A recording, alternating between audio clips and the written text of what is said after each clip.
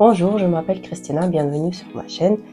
Aujourd'hui, je voulais vous parler d'une exposition que vous pouvez visiter en ce moment à Paris. C'est Shocking, les mondes surréalistes d'Elsa Schiaparelli.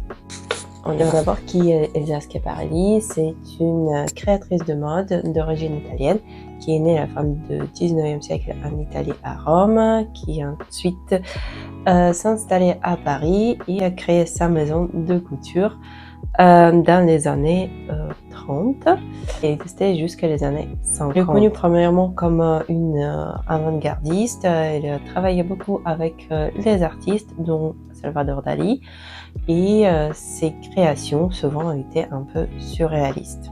On va regarder un peu les dates qui ont marqué l'histoire de la maison d'Elsa Schiaparelli.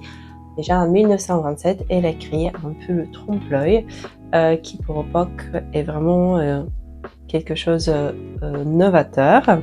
Elle l'a créé pour elle-même. En 1929, elle a lancé un parfum qui s'appelait S. Elsa Schiaparelli nomme son premier parfum S. La créatrice confère depuis longtemps un voile de mystère et de superstition à cette lettre. L'initiale devient la première lettre de la plupart des parfums de la maison et apparaît depuis comme un motif chez Schiaparelli. En 1931, c'est la date de la première collaboration avec les artistes. C'est avec l'auteur franco-russe Elsa Triolet que Elsa Schiaparelli fait sa première collaboration artistique. En 1932, elle fait sa première collection des accessoires surréalistes comme par exemple le chapeau chaussure qu'il a créé en collaboration avec Salvador Dali. En 1934, il est apparu pour la première fois sur la couverture de Time Magazine. Elsa Schiaparelli aussi, elle a créé l'imprimé qui jusqu'à aujourd'hui utilisé beaucoup, c'est l'imprimé journal sur le tissu. Je pense que sa passion la plus connue et bien sûr la robe homard qu'elle a créée avec Salvador Dali. En 1941, Elsa Schiaparelli déménage aux États-Unis parce qu'elle fuit la guerre et depuis il n'est pas retourné. Donc elle a continué ses créations aux États-Unis. Donc en cette période, elle crée des bijoux surdimensionnés, des choses aussi très extravagantes. Et en 1953, par exemple, elle crée les costumes de Zaza Gabor pour le film de Moulin Rouge. Schiaparelli est disparu en 1973 et puis il n'y avait personne qui a repris sa maison tout de suite. Sauf que en 2012, il y avait réouverture de sa maison en place Vendôme. En 2003, Christian Lecroix a créé une collection inspirée et dédiée à Elsa Schiaparelli. En 2014, il y avait le premier défilé haute couture de la maison depuis 1954. En 2017, la maison a reobtenu le label haute couture. Et en 2019, c'est bien Daniel Roseberry qui est devenu le directeur artistique de la maison d'Elsa Schiaparelli. Qu'est-ce qu'on peut voir dans l'exposition d'Elsa Schiaparelli actuellement à Paris?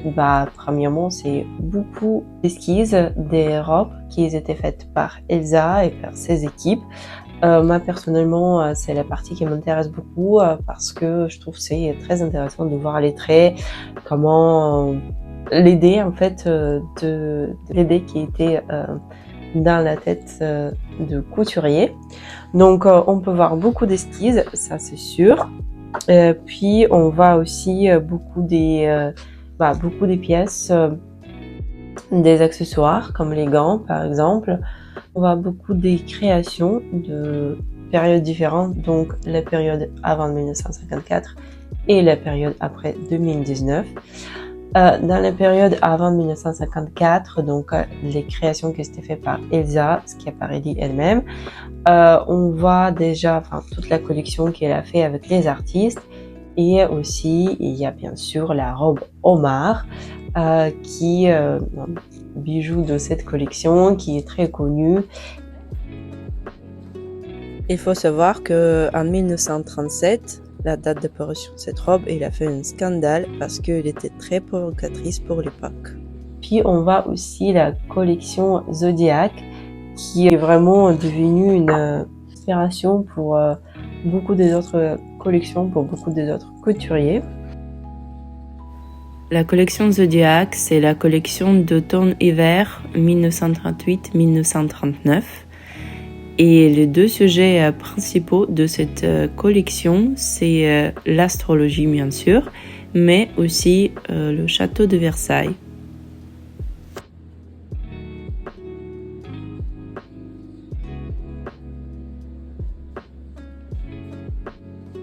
Dans l'exposition, vous allez voir aussi beaucoup des motifs avec les insectes ou des broderies, des bijoux, etc. Parmi les tenues créées avant 1954, on peut trouver les tenues de soir qui en fait nous rappellent les tenues de début du XXe siècle. Ça c'est la nouvelle Schiaparelli déjà et je trouve que c'est très bien fait. Les fleurs sont bien détaillées, ça correspond à l'esprit Schiaparelli avec les motifs floraux, c'est très beau. Les détails sont vraiment très très jolis avec tous ces motifs végétaux. Il y a pas mal des insectes, des fleurs. Je trouve que c'est vraiment très bien fait et c'est très très beau.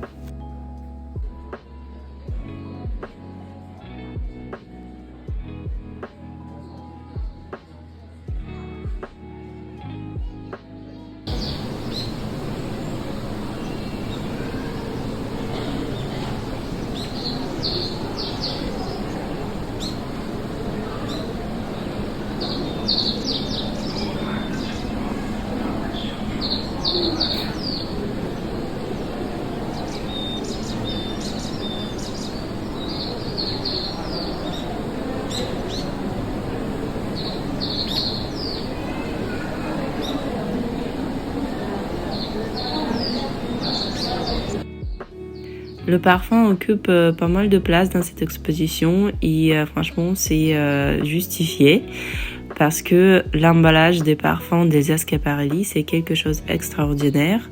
Chaque parfum a son histoire, chaque parfum a son propre emballage, sa propre idéologie on va dire et c'est vraiment très beau et très intéressant de le voir.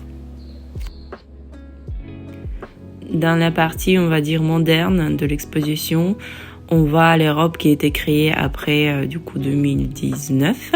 On voit les robes qui ont été portées par les célébrités comme Beyoncé ou Kendall Jenner ou Lady Gaga ou encore la fameuse robe de Bella Hadid qu'il a eu à Cannes.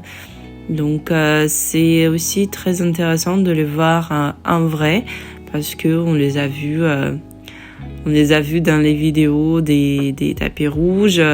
Donc c'est toujours sympa de les voir en vrai, de voir tous les détails. J'espère que ce vidéo vous a plu et surtout vous a donné envie de visiter cette exposition si vous êtes à Paris. N'hésitez pas de me laisser un commentaire, likez cette vidéo si vous avez bien aimé et abonnez-vous pour ne pas louper les prochains.